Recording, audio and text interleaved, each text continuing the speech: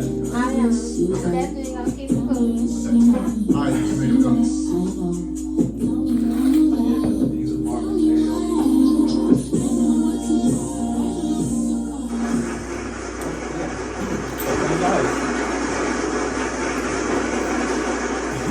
Hey, what's up, everybody? I'm live here on DFWIRadio.com. You are tuning to the Zamir Watson Show. And here today, I got my guest, 213, in the building. What's up? Really appreciate you for having me here today, Zamir. To be able to touch your platform, it is an honor. We need people like you. The media is so important that we have this platform for artists like myself. So I'm excited to be here. My name is 213, repping for Dallas, Texas. Already. So, you've been doing this music thing for a minute.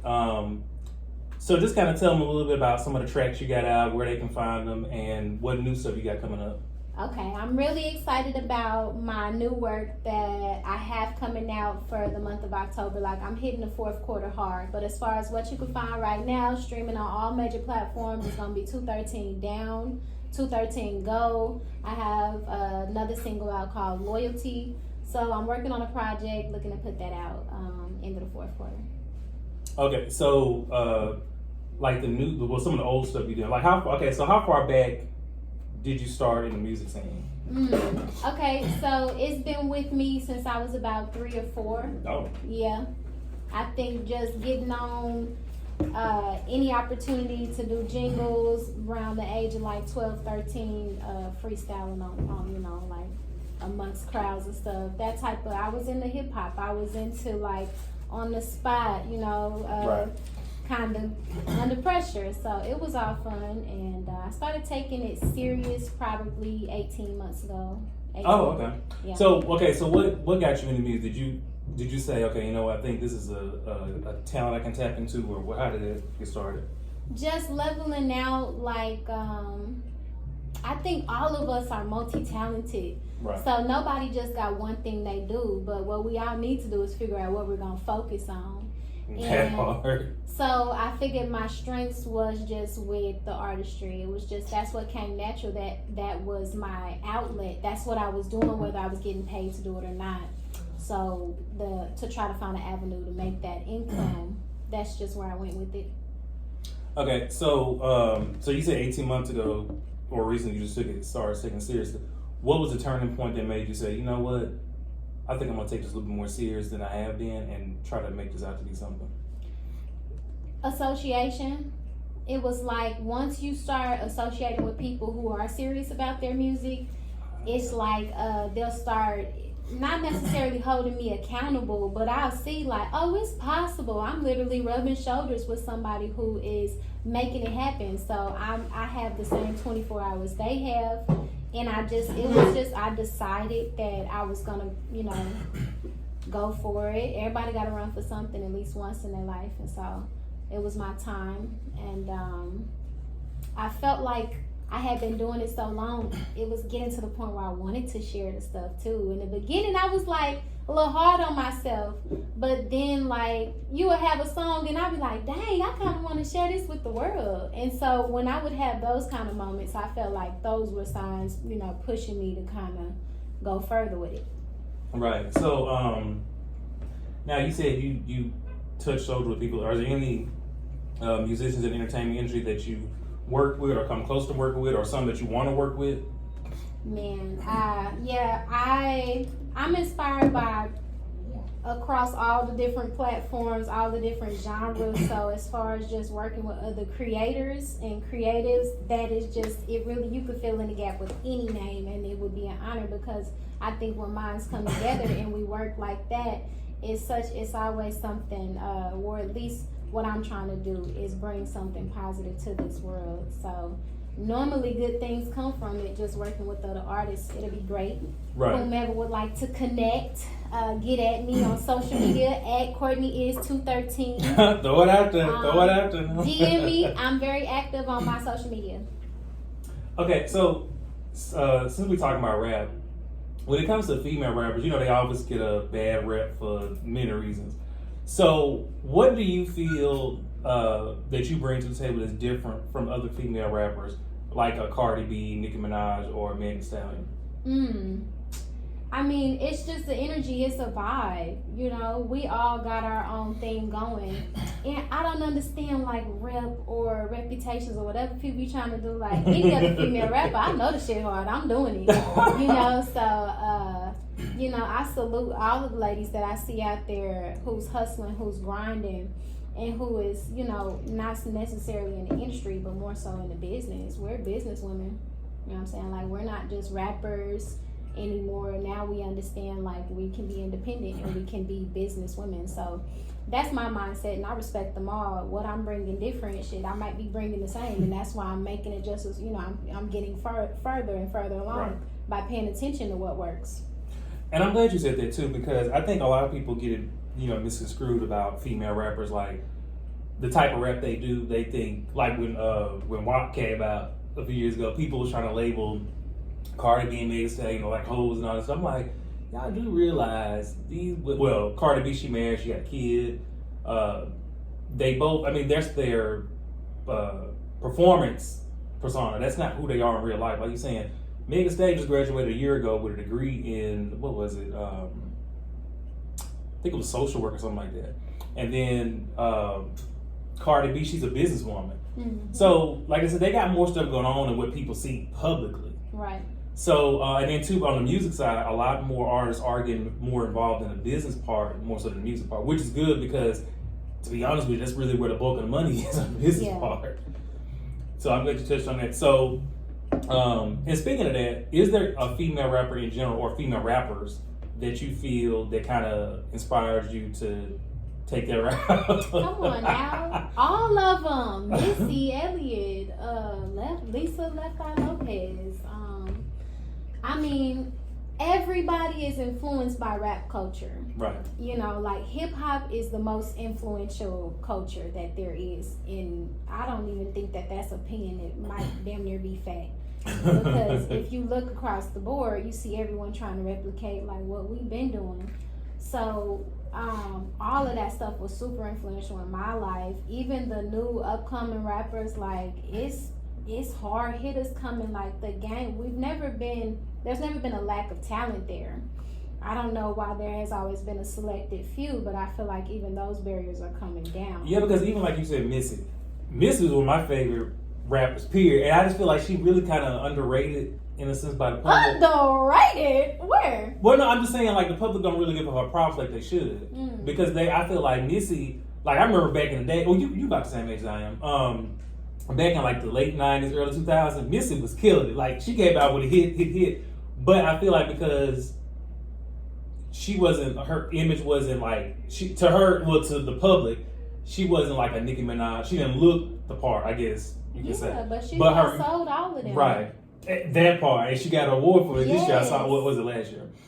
But I feel like you're saying, all of them are good in different ways. Mm-hmm. Like Queen Latifah, MC Lyte, all of them. Like, going back that far to where we are now, I think now it's becoming more acceptable because more women are starting to get into it. Mm-hmm.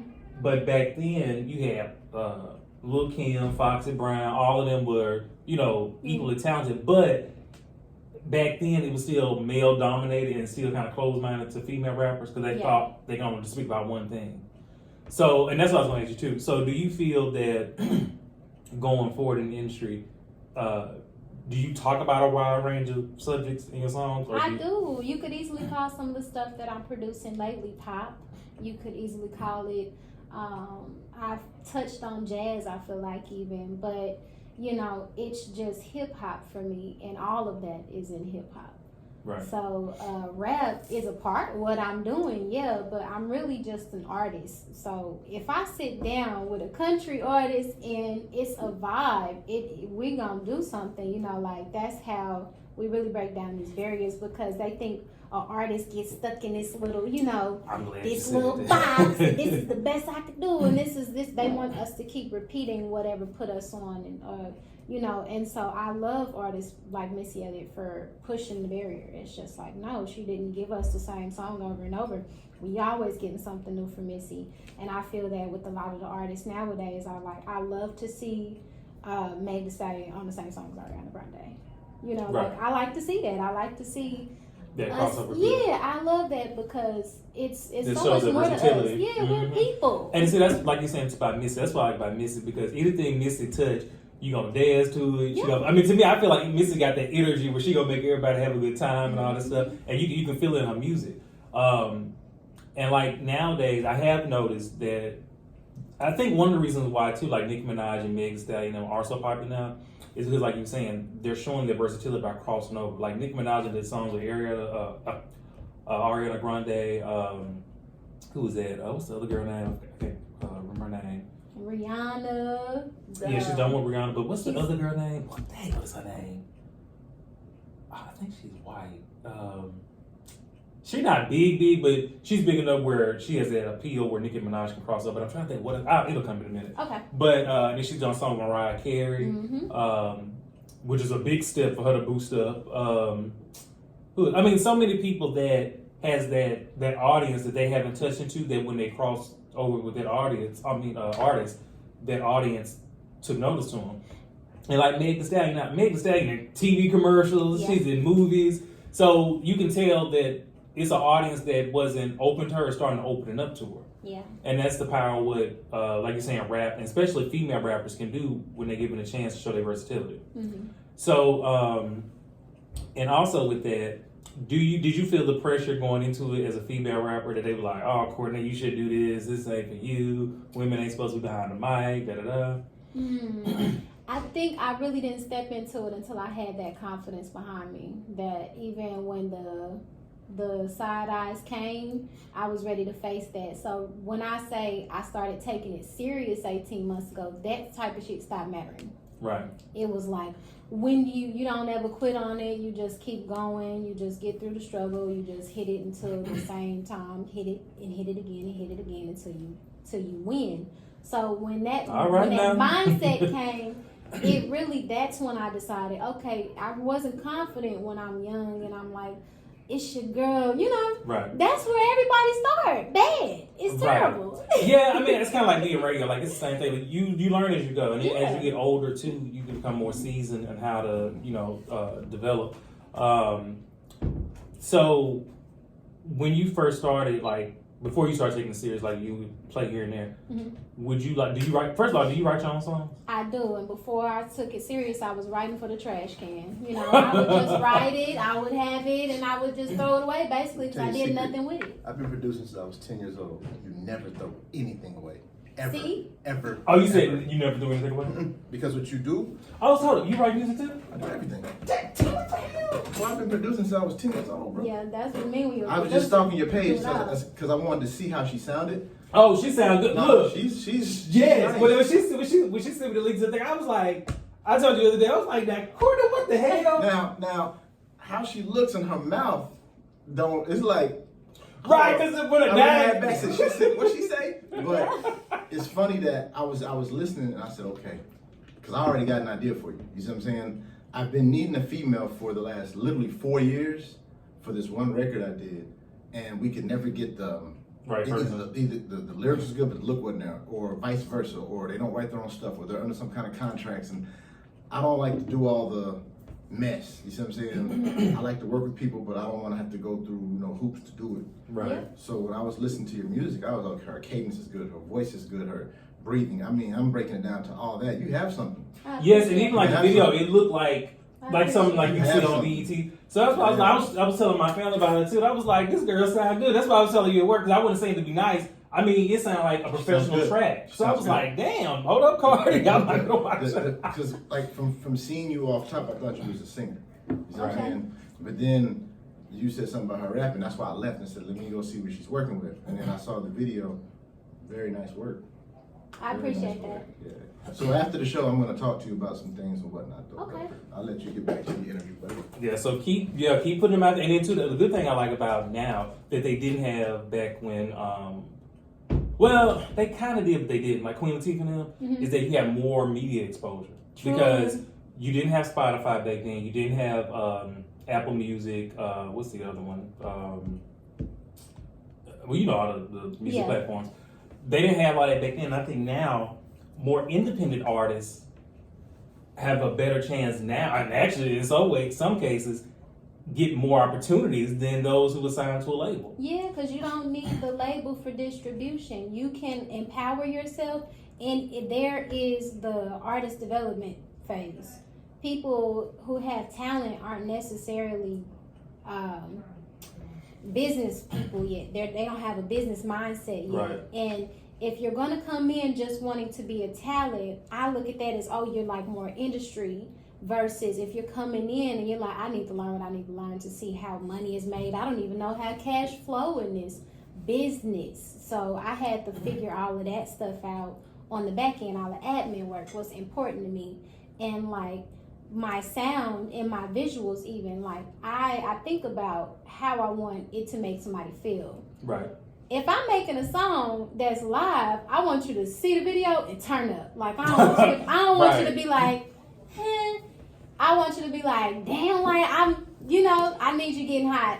Right, but like, see, and that's up. what I like about when I was listening to your music, especially now in this time with so much shit going on. Like, I feel like now is the time for that type of energy that you bring in to help people forget about their problems and what's going on in the world.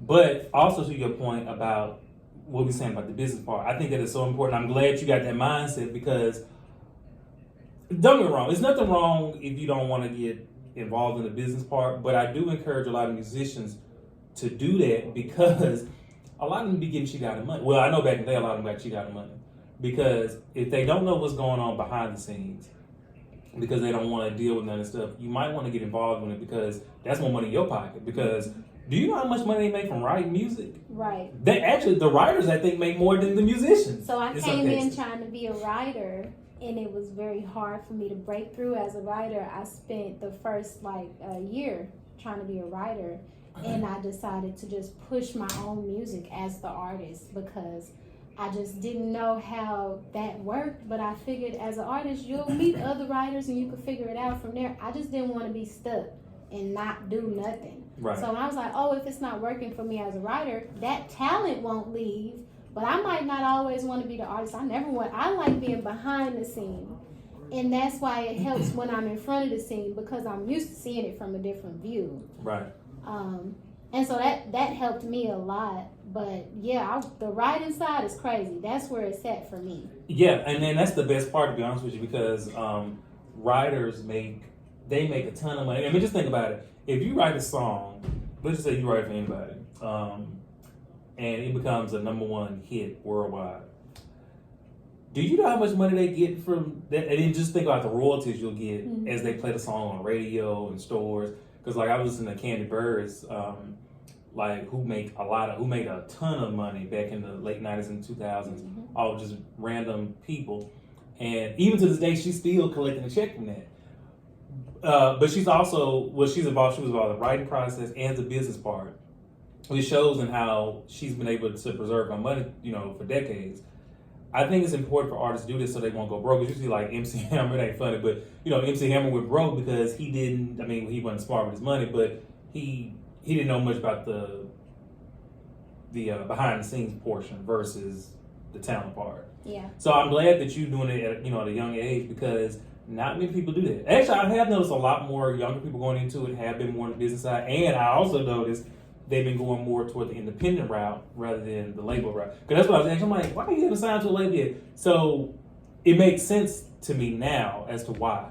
Yeah. So do you think you would still try to pursue that, or you think you still want to take the independent route? Or a little bit of both? Record deal, I don't think that's what I'm trying to manifest. Just like a record deal, 360 deal. That's not what I'm trying to manifest. But I'm open to collaborating with the label. It really depends on the terms. And I think that in order to have grounds to stand on, you got to go the independent route first, and you got to go all in. Like, you got to get fans. They got to show up to shows. You got to be streaming, 100,000 people streaming you. Go put in the work. And that's the part that gets you at the table with the label with something to stand on. Right. Because a lot of people I'm an independent artist, I'm trying to do this, and the third, but they want the label to create them. They just want to be good, and they want the label to create them. Okay, the more it takes them to get you where you need to be, this is just my perception. I figure the more work they gotta invest, the more money they gotta invest into me as an artist, it's like the less grounds I'm gonna have to stand on. But if I'm coming and it's like, basically, could you please just work with us? Right. That's what I want them to be coming to me like, please. And that's true too, because like even like I just published a book.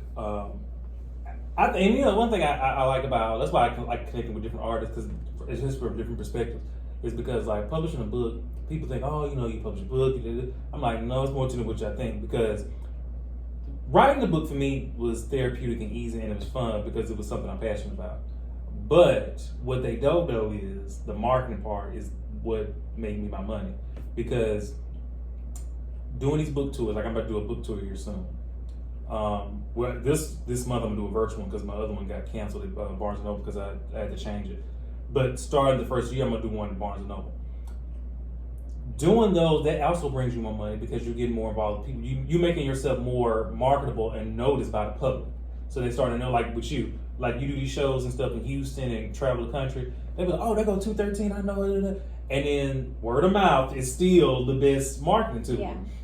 So speaking out of people at Barnes & Noble, they put my name out there, and just to see my name on these websites and Barnes & Noble and stuff like that, I'm like, let me get my tissue paper. But it's starting to, you know, but people don't understand it's a lot of work that go into that. It ain't just no, you know, I publish a book and it don't work that way. And then I be a publicist and all this stuff. So it's more to it than people think. And speaking of, so do you have like people that kind of help you promote your music? I do, but going back to what you were saying real quick, since you went through that process, you can now teach people to go through that process. Right. So that's a bag. Now when it And comes it is. to It is. And you know, that's really what I do. And that's why, like, because I, like, my nieces and nephews too, my cousin and friends, and just people in general, when they listen to what I say every weekend, and then when I go speak at events and stuff, I always try to share to them what I learned, because I know I was that person one time who needed to know, and nobody was willing to teach me. Very few. So I always said if I ever become successful and do something of that magnitude, I wanted to, you know, be a vessel to help other people learn and uplift them and elevate them. Which is why I brought you on here and so many other people, because I feel like success should never be determined or given to just one person. Everybody can have a piece of success. We all have it in different ways. We got our own journeys in life. There should be no jealousy or anything in the sense where I feel like, well, I ain't gonna bring Courtney on my show. She gonna steal my thunder. I would never do that, because I feel like we all have, like you said, everybody has their own unique talent. yeah. And what you good at, I might not be good at, but I can learn, and you know, vice versa. Yeah. So that's how I feel about that, and that's why I don't mind. Like, it's been plenty of times I've given people advice on here on how to get started. Maybe not too much deep detail because I don't really have much time, but if they inbox me, I'll give them all the information they need on how to get started, or connect them with people who can help them get started. Yeah. So that's what I feel like is important, because I feel like that's what's wrong with the world today. It's so much jealousy. And speaking of jealousy, so, and I think you talked a little bit about it just a few minutes ago. When you started pursuing this seriously, and I'm sure you got some haters, let's be real, we all got them. Did you have some people that was like, oh, she ain't gonna make it, she ain't shit, da-da-da-da-da? Not to my face, but in their actions. It was the actions. It was me, I got this event going up and you was showing up. If I'm saying, when it was a different play. When I was selling, I've been a hustler. Before I was, you know, serious about music, I was doing meal prepping. I was doing going to barbershops all through the city of Dallas, selling cheesecake, key lime pies. All right, come on, hustle. Come on now, hustle. It was a real hustle for me. And this was like working, plus doing this, because I have been trying to retire myself from a job since I started working a job. I was like, yeah, I don't want to do this shit. But, you know, every 2 weeks they give me a little bit, you know, that's cool. But I've been trying to figure out how to get out of that. And I had quick little hustles that got me, you know, like, it was not what I was passionate about, but I was good at it because it was being creative. So, like, when I say it's like so many different, I can do culinary art, so I could do, you know, like, interpret art, you know, like just different. So you're all around artist, basically. I think I'm pulled toward it. Anything creative, to me, that's God, because God is creation. To me. Oh yes, I love it. Yeah, so because I am a strong supporter of the arts, because you know I'm an artist too. I draw, and that's what I'm doing now. I'm working on something too that I'm about to debut next year. Like, that's why I like the arts too, because I feel like art is one of the how should I put it? It's our way of life, basically. Like, it really does imitate life. Like, we can we have the ability to interpret things that most people who are not artists don't understand. Yeah. And we can send out so many different messages in so many different ways. And I like it because like, even like if I feel a certain type of way, if I don't feel like saying it verbally, I can get on a piece of, get a piece of paper, draw it out, or, write it, because I write and stuff a lot too. So I like it because it kind of relieves you, and it's therapeutic in so many ways. Yeah. And I just feel like so many, well, how should I put it? I mean, there's so many ways to put it, but creativity is the ultimate expression. And and speaking of that, so how do you feel with your creativity? Like, do you use your music, which I'm sure most artists do, use it as a way to escape? Do you use it as a way to empower people? Or, all of the above? When I decided to go for it as a profession, it started to become a discipline. Now it's a discipline. And I don't hate it because of that no more, but it is still me challenging myself to get better. Also, sometimes, like, when I write or when something comes to me, it's like an idea wants to rub shoulders with you. An idea comes to you, and it's like you either check it like, all right, let's do business, or no, you let it go by, and then you see your idea on the TV in the middle of the night. That was mine. Right.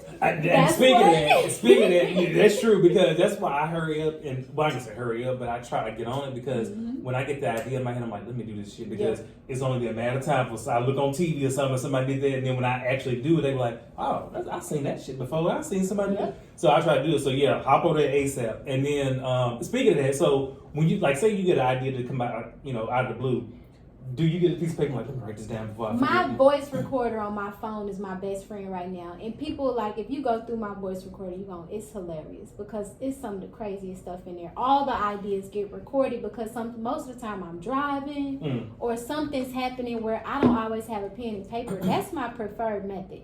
Pen and paper just feel good. Exactly. I like the smell of the ink. But when I don't have it, I get that memo, and I don't know if it's healthy. And I didn't think about that not. yet, so that would help, yeah. I don't know if it's healthy. I do it so much, Zamir. It's like. But no, that's good, because I do the same thing too. Like, okay, so like when I'm drawing something, like if I get an idea about doing something, because actually, okay, so I'm working on this like. At first, I was gonna aim it toward children, but kids really don't read that much these days. No offense, kids, but I was, because I'm big into superhero. Because growing up, I drew a lot of like Superman and all this stuff. So now I notice more adults are starting to get into it.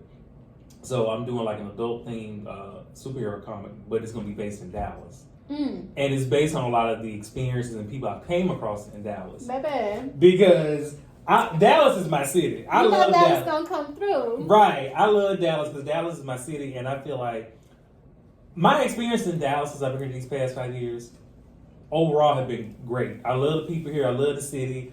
I can't see myself living in another city but Dallas. Yeah. Dallas is gonna be my home for life. Outside of New York, I love my New Yorkers. I know I love y'all up there in NYC. But Dallas is just something about, I can't explain it. It's just like the energy, the people. Like when I go to places like here, especially on the media scene, we all support each other. I've met so many people and celebrities just, and we all, help each other and build each other up. So that's what I'm basing on that. And my artistic creativity started kicking in. Like I started coming up with ideas immediately. So I hurried and started sketching out, which I'll show you something. So I started sketching out stuff, drawing stuff, like getting this image and putting the story together to tell something, to try to show people something different other than LA and all the places they put in media. I'm glad you touched on that though, because to me, my theory is Dallas is becoming. All of the other cities have arrived. New York is, Chicago is, LA is. Dallas, it's a question mark there, because you don't know how far it's gonna go. It's so much, like, media is big in Dallas. We were just There's talking about so that. many media channels out here. Like, it's where people and they're come starting to film for the movies put-on. and stuff. Yep. They starting to come down and film a lot of movies in Dallas. And then we were just talking about this. I had a guest on here. He's actually in filming the movies and stuff too. And they were just talking about the same thing. They were saying so many people are coming to Dallas now. They leave in the LA scene. And Tyler Perry did it, down in Atlanta. It still is actually. Because I think people starting to take notice that, okay, we can do more than LA, New York, Chicago, all these other places. Let's go to the South, which I hate to say it, no offense, y'all, but the South got the most talent. I'm just saying. Because you come to the Big D, I have never came across so many talented people in my life. That's why when I see people, I immediately snatch them. I'm like, you know what? I'm going to interview them, let them see, you know, on camera. Because I done came across some people that can sing, like you can rap and stuff. I'm like, where have y'all been all this time? Bringing you the tears. You know what it is? That Southern, it's that the way you raised with it in your bones. You know what I mean? It's, you know, there's no liquor stores open on Sunday. But wait a minute, speaking of liquor stores, one thing I don't like about Dallas, why y'all close at 9 o'clock every damn week? But you know what that is, though? That's why all the talent that we be having to wait. Everybody else get to party all week long. Right, shit, I gotta get up at 9 o'clock in the morning to go to the liquor store. What the hell? Yep. I was like, what the hell? When I first moved here, some of my friends and family was like, I was like, can we go to the liquor store and get something? They looking like, yeah, bro, don't you know it's 11 o'clock? I'm like, and I thought they were joking. It was like, the liquor store here's closed at 9. I'm like, they do not do this shit back home. What the hell? But other than that, I love Dallas. The energy is great. The people are great. And speaking of rappers, like you, and I know so many other like rappers in Dallas. Mm-hmm. Dallas has some crazy talent on the music scene, and I just cannot believe they do not come down here and like scout out talent. Which I do get. Some of them don't, like you were saying too. They don't want to go the label route because they already know how that process works. Mm-hmm. But I'm just surprised that more of them haven't got more publicity. I think that a lot of our people are starting to. I'm starting to see them now. You know, I'm seeing the Lil Ju, if the beat live, you know, Lil Ju made it. I'm seeing Erica Banks. I'm seeing the Tay Moneys. I'm seeing the, you know, the Post Malones, the Mo3s. Oh yeah, I think he is here. Yeah. We got, you know, Demi Lovato, Yellow Beezy. We got Southside Kiki. And I mean, like this my running buddy. You know, like I see her and she on her grind. So, you know, those are some of the people that's more so established. But like when I'm at these shows and I see the talent, like I don't leave after I perform. When I'm doing like any live events, I don't perform and go. Like I'll be sitting here enticed too. Like who on the lineup? They really giving me my new favorite song. You know, like in my city, I'd be like, dang, this is crazy because it's so much talent. And I don't even want to say it because it's like a competitive spirit that be trying to come about. But I want to see everybody win. I really do. Right, and to me that's what I feel like it is. I want to see everybody win, especially people who I know deserve it and they extremely talented. Because I always see my family and friends and just people I know who I know is, you know, real good people and have a dream they want to see come true. I always like to see them win because it's inspiring to see them go after something that they believe in and to make it happen. I'm just like, dang, 3 claps. So I like to see stuff like that. That's why I bring so many people on my show, because over these last 5 years interviewing so many people, it really is inspiring to see or listen to some of their stories about how they got started. And some people I interviewed, I mean, they came from nothing and turned nothing into something. I'm like, damn. Like I wish I had, you know, because I was in that same position too. Like when I came here 5 years ago, when I left home, I was on top of the world as far as like, I wasn't quite doing what I wanted to do, but as far as like, you know, I was in a pretty good place in life. Mm-hmm. Then I came to Dallas, coming to pursue this. Yeah. And when I got here, and I guess it's true what they say too, sometimes you have to experience the worst in order to experience the best. Yeah. Because when I first got here, that first year was hell. I mean, I lost everything. Mm-hmm. And it was depressing, you know, stress and discouraging at times, but I still believed in myself. I still knew I could make it happen. It was going to be difficult, but I pushed through all that. And then I look at 5 years later, I'm glad I didn't give up because here I am, I'm a published author. My radio show is expanding. I done made so many connections. I know. Yeah, shout out to the struggle. Shout out to the struggle. Yes, because the struggle was real, y'all. It was real. And then like just recently, like people outside of New York, I connected with all those different people, those media outlets who, you know, published me in major newspapers and stuff like that. So I'm like, you know, I was sitting there thinking about the other day. I was like, this year alone has been one of the best years of my life and a testament as to what can happen when you don't give up, when you don't listen to the naysayers, when you don't let challenges hold you back. And then listen to all the people I've been interviewing and stuff, they really inspire me more to keep doing it. Yeah. So I feel all of what you're saying. So and then speaking of that, do you feel like you've overcome most of your challenges so far? You said okay. No, I think the challenge is when you get what you want. That's the first real one. It was just conditioning, getting there. When you get what you want, that's the real challenge. You know, I'm having fun. I'm having fun with these sleepless nights, with these. I'm getting leaving That's the this. important part. As long as you enjoy doing what you're doing, that's what matters. Going to the next one. You know, like sometimes I'm exhausted. I gotta take a 15-minute nap. I'm still working a 9 to 5 and pursuing this full time. So it's like I work the 9 to 5 that makes sure those hours don't get in the way of these hours, because this gonna happen no matter what. So can't be there. Gotta go. Sorry, I was about to ask you that overtime. too, because people ask me all the time, because it was like Valeska, that was like, how do you find the time to write and do all this stuff? And you know, because like what I do is mainly every day, Monday through Friday, I get up at 4 o'clock in the morning. I get up at 4 o'clock in the morning. I know people think I'm crazy. Master key. No, listen to that. I get up at 4 o'clock in the morning. I go to the gym and work out for about 2 hours. Come back home. I draw, write, whatever kind of inspires me at the time towards something I'm building. And then get up, go to work. Like you said, work 9 to 5, work 9 to 6 in my case. After work, I can right back at it again. Yep. New ideas. I mean, even when I'm at work, stuff is just going through my head. And I'm like, I got to get this out of my head or else I'm going to forget it. And then I get home, go to work, just start writing and stuff.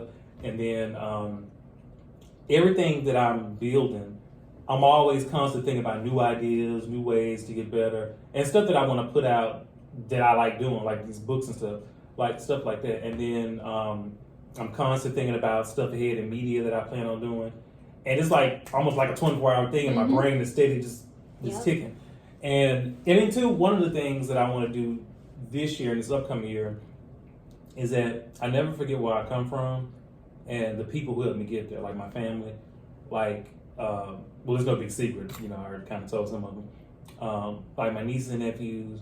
I'm trying to build up money and stuff to send them to college or do whatever they want to do, start their own business, stuff like that. And even my family, because I feel like I could not do this alone, and definitely with what happened 5 years ago, I definitely didn't do it alone, because so many of them poured so much into me, like they did, you know, when I was growing up, that I can't forget about my home team. I got to hook them up no matter what. And just doing it every day keeps me inspired, it keeps me motivated, where I don't really think about what people say about me in a bad way. Like, I don't care what people, like, they talk about me or say, oh, they ain't gonna happen, he ain't this, he ain't that. I don't really even pay them no attention. Like, I'm like Mariah Carey, I don't know them. At all. Yeah, but I get what you're saying. That really resonates with me. My granny still working a job. My granny's still working. Like, I don't get to get off of work and go to sleep. I don't get to catch up on what's the hot shows right now. I don't know. Same. Like, I mean, I don't even know what's hot. Every now and then I do, but not much, because people's like, Zimmer, you didn't watch such and such. I'm like, that's what's what that? I'm giving up. That's Right. what I'm giving up. And that's what it takes. It's like I've missed out on like when I do catch up on stuff, like I didn't start watching the TV show Power until 2020 because I was so busy, you know, with this. Like I didn't really have time to watch. And then before COVID, dealing with media, we was always on the go. Like I'm talking about every weekend. When I do the show, we go here, we go there, we go this on Saturday, Sunday, and through the week. So I didn't really have time to sit down and watch TV. Like I was so focused on, okay, I need to get this done, to get that done. I got to interview this person. Or that. I mean, we didn't have time to do that. But I like doing it too because I like people. I like what I do. So, and then too, I just feel like having multiple sources of income is a good thing. Yeah, definitely. So I definitely want to keep my money safe. And then, like you were saying too, like all the hustles you got, yes, channel it, yes, get that shit. Like turn it into money because I remember, like I said, when I came here a year ago, that wasn't the case. Like the money just wasn't coming like that. Right. So now that it is, I'm trying to capitalize on that so that I may never be in a situation like that ever again. Yeah. Because that's the part, if I've ever gone through something, to find yourself back at that juncture again, it's like it don't hit you till you're standing right in front of it. But that's not for me. So never want to be broke again. Like once I go to having, I don't want to backtrack. So I'm glad I struggled when I was, younger. I got all that struggling out the way. It's up from here. And I'm not going to say, it can't get no worse and all of that, because it definitely can. I'm blessed to be here today. And I'm glad you didn't give up, because I wouldn't be here today if you would have quit. Yeah, and I think about that a lot of times too, because I let my struggles remind me of what I don't want to go back to, because in a good way. Because I just feel like I'm glad, even though I hated it at the time, I'm glad that it happened, because it really showed me how strong I really was. And most importantly, in pursuing this, it really showed me how people really are. Like, it was some people, I don't wish nothing bad on them, but never again. I'm telling you. Will I ever fool with them again? And I feel like my aunt was telling me, she said it best, Zamir, everybody's not meant to be a part of your journey in life. And that's true. And that's why when I look back to that time, I'm grateful that it happened, because I'm sitting up thinking to myself, you will not go where I'm going. Mm-hmm. It was nice knowing you. Deuces. Yep. Can't let nobody hold you back. Now, this is crazy for you to be saying that, because I think that this is a big thing for men. Like, y'all are very loyal to your day ones and not quick to accept if that's not a good relationship or to chunk them deuces. But I don't know. I don't know if I'm just cold-hearted. I don't have a hard time with letting go of something that's not serving me. Yeah, I do, but I don't. It just depends. Like, in this situation, what I'm talking about, like, majority of the people that I'm talking about, it was easy. Because I ain't gonna lie, I'm a Gemini, so I'm a real nice person, but I can be mean as hell. Okay. But in this situation with some of the people I'm talking about, it wasn't hard. I'm like, well, for one, I didn't really know them like that anyway. And it is 3 specific ones who, how should I put it? One is connected to me through marriage. So, and I didn't like this person anyway. I only was trying to be cordial to the trick, because trick is somebody that they're connected to that I love. Yeah. But she definitely would not be joining on my journey. So that one was hard. But it has, because of stuff like that, it has caused a strain with somebody that I love, because it's like, how should I put it? You don't want to leave them behind, but you also don't want to take who they're connected with you either. Mm-hmm. So that's my struggle on that part. But for the most part, the rest of them, yeah. Goodbye. But what I've learned with that is that I'm not going to jeopardize my happiness for nobody. I don't care who it is, because I feel like now this stuff is starting to happen to me that didn't happen 5 years ago. This is why I pray the hardest. I hustle the hardest, because I feel like this is when the devil attack you the hardest. Yeah. So, yeah. So I'm thankful for it, and the people that's meant to be in my life, they'll be there. Yeah, and I'm pulling people. I don't meet new people often, but I'm at a point where I'm trying to pull people into my life, but only the right people. That part. When somebody comes up, so when somebody approaches me, I'm assuming this is the person I've been manifesting, because I don't accept that nothing that's not for me is coming my direction. That already happened in life when I wasn't really focused on nothing. I am laser focused on exactly who I want to be in my life and what spaces I want them to feel, but also what spaces I want to feel for them. It's not a selfish love. I want to pour into you too. I just want to make sure I'm pouring my cups into somebody that returns that same like match my energy. And that's what I'm saying. Like, everything. I do not like the fake shit. Like, my thing is, like, when I support somebody, it's genuine. Especially, if I believe in stuff like that. I don't like, and these are some people I'm talking about that I don't fool with. Like, I feel like it's, hey, Zamir, how's it going? But then 5 minutes later, this motherfucker ain't shit. I don't like that fake shit. Like, my thing is, like, this how I am. If I don't like you, I'm not gonna be smiling in your face and be talking to you and be like, oh, hey, and then, go. No, if I don't fuck with you, I won't be fooling with you. Like, I may or may not speak, but I don't want you in my personal space, because I don't like your energy anyway. Yeah. So I'm not gonna be fake about it. But don't come to me like, oh, Zamir, how you doing? How's life going? How's the job? All this stuff. But then I hear from other people, you were just talking shit about me down the street with Billy Ray, Kitty, Leroy, and all them. So I'm like, if you don't like me, don't come around me. Right. Yeah, I don't understand why people surround themselves with. I think when I was doing it, it was like I was big on that in high school. I was really lost in high school. Like, it was a lot of toxic people in my life, but at the same time, I was toxic. So of course, that's the kind of people that I'm attracting. Right. I took a long time after school where I just did not associate with nobody. When I hit Instagram, people was like, I thought you was dead.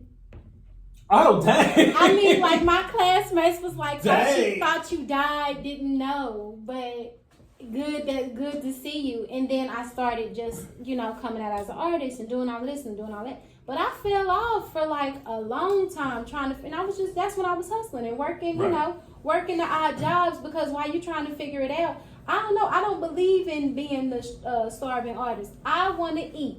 I'm telling, and I would eat, y'all. Out here in Dallas, we foodies. We like to have food. We like a seafood boil. We got Louisiana right around the corner. We want to get some of that. We got, Mississippi down the road. We want to get some good. We foodies out here. So I don't ever want to be out here starving, but I am hungry. Like, I don't know. I haven't come across nobody who's willing to do the stuff that I'm doing, because there is nothing in between there. I won't allow anything to be in between. Because to me, this is like, okay, this is what God got for me.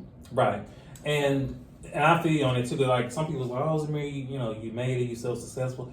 I'm like, no. I was like, I ain't successful. I mean, if you consider that successful, I'm still eager then, because I feel like I'm not nowhere near my best. I'm just getting warmed up, because in 2023 is going to be game time. Okay. So I feel you on all of it, because I just feel like, and then sometimes too, when you attract the wrong people, I don't think it's necessarily because of that you're toxic per se. Sometimes you're a threat to people who are toxic, and they feel like they're going to throw daggers at you to see how you're going to react to it or knock you down.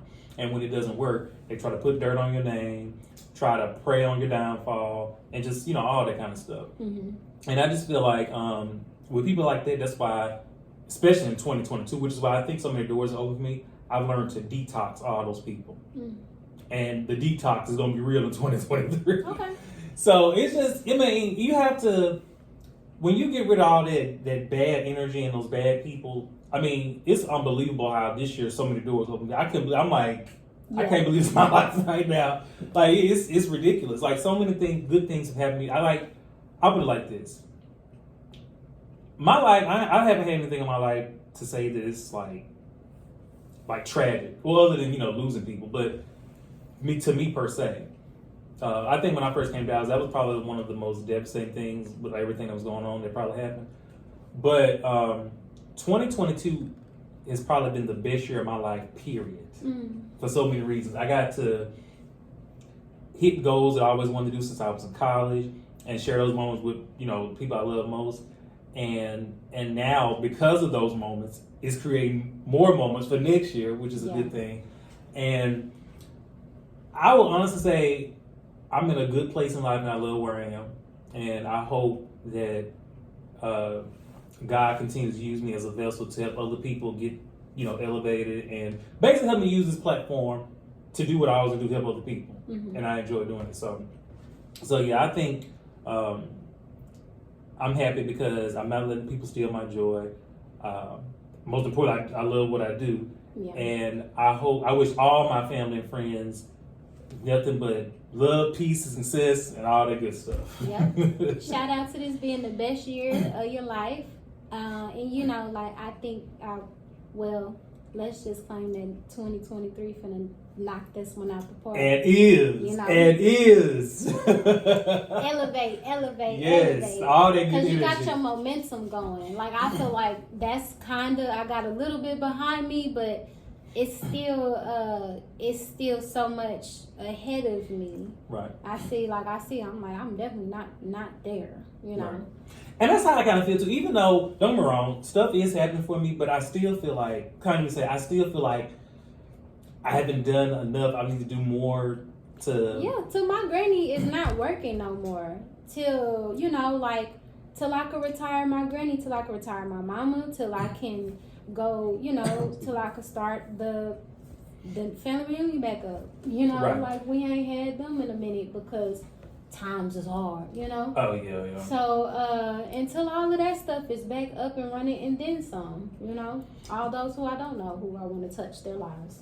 Right, and that's true. And that's really the reason why I do it. Like I always wanted to do all this stuff to really.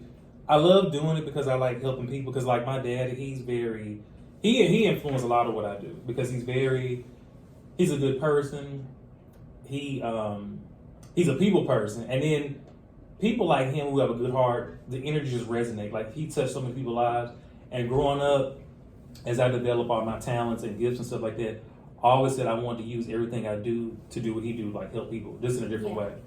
And that's why I continue to do this, and it's doing what I always hoped it would do, and that's why I keep praying for better, and every, you know, it's all coming together. So I think, like when I saw you, and I saw like all the people we work with too, it's so many talented people I see. I'm like, oh my God, like they need some exposure. And I brought you on here because there are some people that I'm connected with that'll be looking at this. Okay.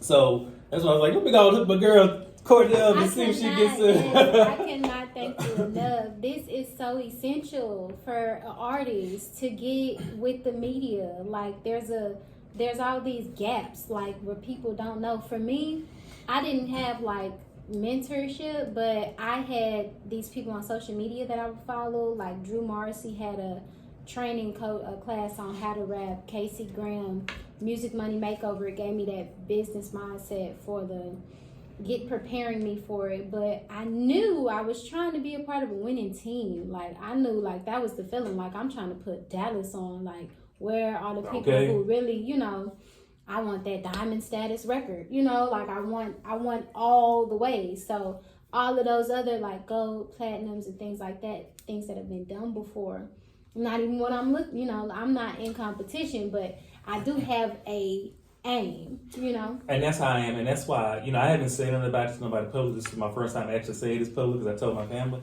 But back in June around my birthday, the people I've been dealing with in New York have been extreme support. That's why I love New Yorkers. They the shit.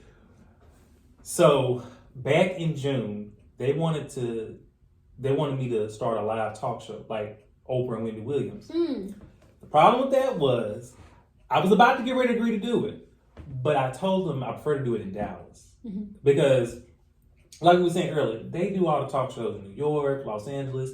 Like, can we bring one to the South? So they went back and forth, and I guess the dude didn't want to move the production to Dallas, so they like wanted to distribute New York. So I told them at this moment, not right now, because I really want to bring it to Dallas, because Dallas I think needs a platform like that. Because like I said, there's so many talented people here, and I can just imagine what I really could do, having a radio show and a live talk show like that. That could, I mean. Sorry, Auntie Oprah, but we're going to shut you down just for a little bit. Look. So, and then Bishop Jakes, you see coming for you. Right, it is. I'm coming. Just give me. I'm getting close. But, so I told them this wasn't the right time because I wanted to bring it here. And they said at the time they was looking for another male to come on TV because, you know, it's been dominated by women. Ellen, Wendy, Oprah, and ain't nobody, no male's been on since Montel.